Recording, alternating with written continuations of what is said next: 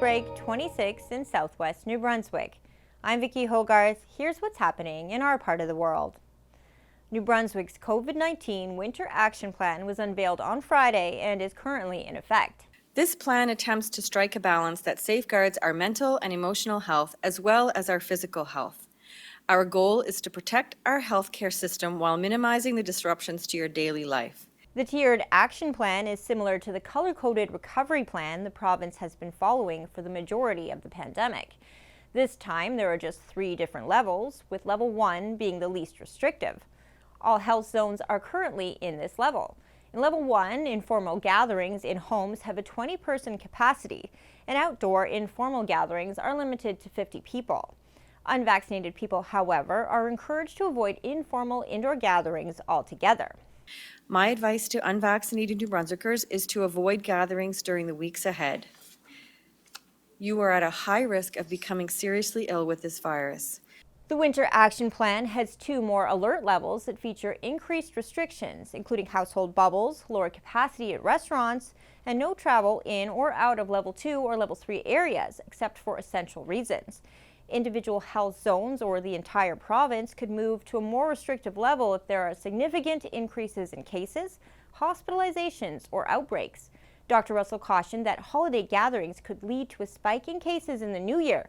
We're absolutely concerned about that, and obviously with this new variant of concern, it's even more challenging in terms of what the scenarios could look like. Booster shots will play a key role in New Brunswick's fight against COVID-19, and this week eligibility to the booster program expanded.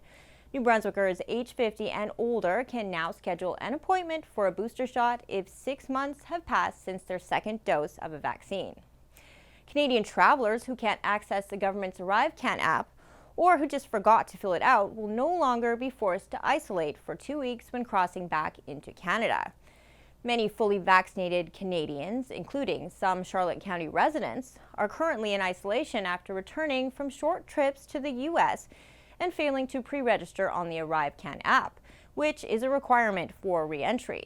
On Monday night, Canada's Public Safety Minister, Marco Mendicino, said Canadians who don't submit their travel information electronically using the app will now be allowed to provide details in person at the border, instead of being told to isolate for 2 weeks on return.